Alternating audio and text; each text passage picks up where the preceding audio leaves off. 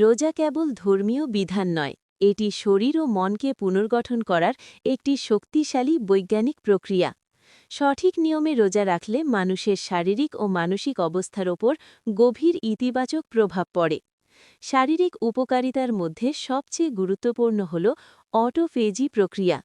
শরীরের কোষগুলো নিজেই ক্ষতিগ্রস্ত ও অপ্রয়োজনীয় উপাদান ভেঙে ফেলে, ফলে কোষ পুনর্গঠন হয় এবং বিভিন্ন জটিল রোগের ঝুঁকি কমে।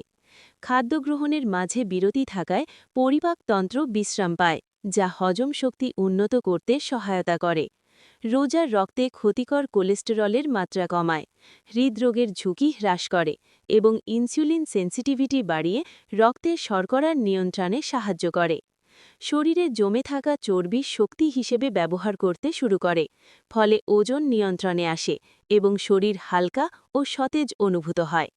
মানসিক দিক থেকেও রোজা গভীর প্রভাব ফেলে। সারাদিন সংযমের মাধ্যমে মানুষ নিজের আবেগ ও ইচ্ছা নিয়ন্ত্রণ করতে শেখে। এতে উদ্বেগ ও অস্থিরতা কমে এবং ধৈর্য ও সহমর্মিতার মানসিকতা তৈরি হয়।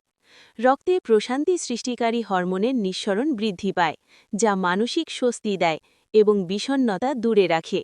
পাশাপাশি মস্তিষ্কে বিডিএনএফ প্রোটিনের কার্যক্রম বৃদ্ধি পায়, যা স্মৃতি ও মনোযোগ শক্তিশালী করে। এইভাবে রোজা মানুষকে আধ্যাত্মিকভাবে নয়, শারীরিক ও মানসিকভাবেও পরিশুদ্ধ ও শক্তিশালী করে তোলে।